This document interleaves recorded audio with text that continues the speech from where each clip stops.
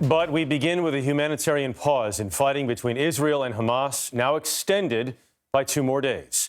So far, 69 hostages have been freed during the truce. 50 were released under a deal the U.S. helped broker. They were taken after Hamas attacked October 7th. 150 Palestinian prisoners held by Israel have also been freed. There are expected to be even more swaps in the next 2 days. Holly Williams starts off our coverage from Tel Aviv. Another 11 hostages were released by Hamas tonight, including 8 children. The youngest, a pair of twins, just 3 years old. In Israel, there's more joy and more relief. It follows the release last night of Abigail Moore Idan, a dual US-Israeli citizen who turned 4 while held captive. Her parents were killed in the October 7th attacks. She ran to a neighbour's house only to be kidnapped by the militants. What's it been like for your family to have her come home? Wow. It's like a dream come true because we were in a nightmare. Ella Moore is Abigail's aunt. Does she know that she's lost her parents? I don't know. I don't know. It's so much for a 4-year-old. It's so much. Yeah, so it's something I can't answer. The temporary ceasefire has held since Friday, allowing people in Gaza to take stock of the devastation wreaked by Israeli airstrikes and fighting, and hundreds of trucks to deliver aid, including desperately needed fuel. Israel so far held up its end of the hostage deal, releasing over 100 Palestinian prisoners, many of them teenagers. There were celebrations on the streets of the West Bank to welcome them home, where some waved the green flag of Hamas. One of those freed was Norhan Awad, who was just 16 when she was arrested in 2015 for the attempted stabbing of an Israeli man.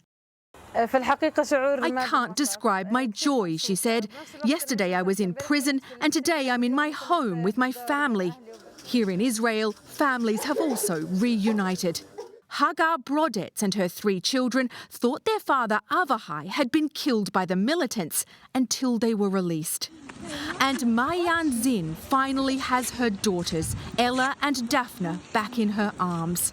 But for Iris Weinstein-Huggy, so far there's been no good news.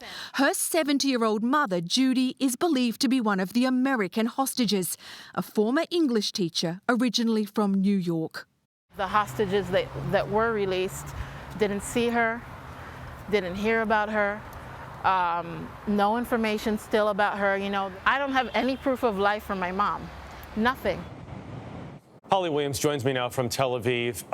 Holly, there's obviously a lot going on, and we're hearing from a lot of different sides about whether what's going to happen with this potential extension of the ceasefire and whether that goes even longer. What do we know? Well, Jeff, the temporary ceasefire was due to end tomorrow morning at 7 local time.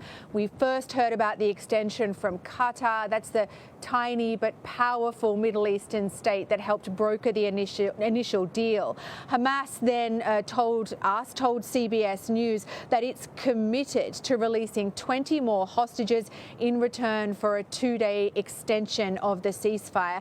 The US, for its part, has certainly welcomed the extension. At this point, more than 150 hostages are believed to remain in captivity in the Gaza Strip.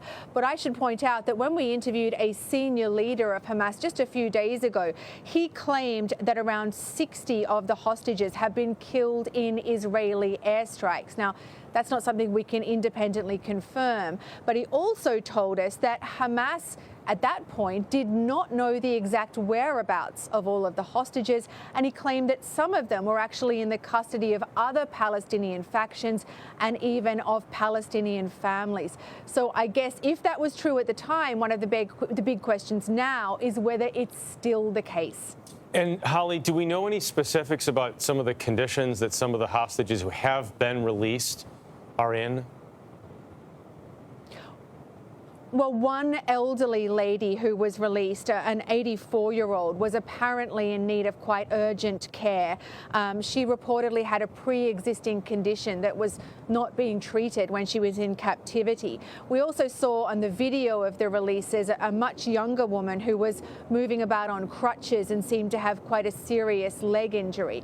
Apart from that, most of the hostages we've seen released physically seem to be in fairly good condition. Of course, mentally, it's almost certainly a very different story. These people have been through just an extraordinary ordeal, and many of them lost family members in the October 7th massacres.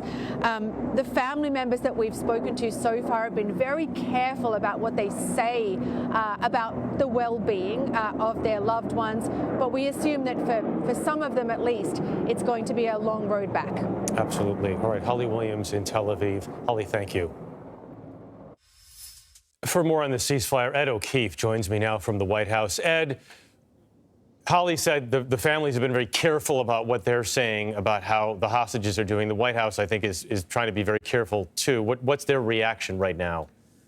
Well, Jeff, the president earlier today, once again, applauding this continuation of the ceasefire or the pause, whichever is preferred, and pointing out that he himself has been actively engaged in recent days, speaking several times with the leaders of Qatar and Israel as they continue to work out the details. Today here at the White House, senior officials were in touch with the Prime Minister of Qatar at least 4 times and were briefing the president about some of the holdups and then the ultimate release of those hostages. They remain focused, of course, not only on all hostages, but especially the remaining Americans. John Kirby, the national security spokesman, saying earlier today they believe there are 8 or 9 more Americans still unaccounted for, still not yet released, but their conditions are unknown. Ed, this has been talked about before, but Qatar, half the size of the state of New Hampshire, playing such a massive role in all of this, including these truce talks, a country that is wealthy beyond belief, supports groups that support terrorism, yet also maintains a very friendly relationship with the U.S. How does the White House square its position and its dealings with Qatar, with other things that Qatar supports? Well, it is a U.S. military partner. It, of course, helped with the evacuation of people from Afghanistan as that drawdown began. So it's considered a reliable U.S. ally.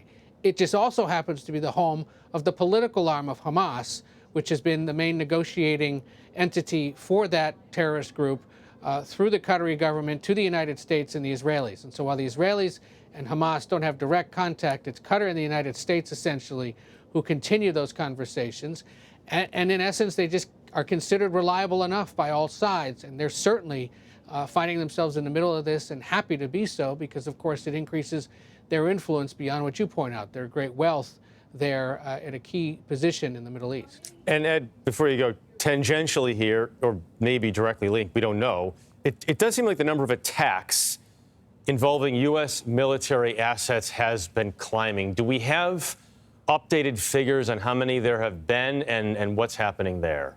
That's right. We've seen some attacks or attempted attacks on U.S. naval forces in the waters of the Middle East in recent days. But a defense official tells CBS News that in the last 6 weeks, U.S. forces in Iraq and Syria have been targeted at least 73 times by drones, rockets, and close-range ballistic missiles. It's those kinds of attacks that the Pentagon continues to monitor and that White House officials today said will continue to be responded to. They wouldn't get into details into potentially how aggressive that response could be. Jeff. Ed O'Keefe at the White House, thanks very much.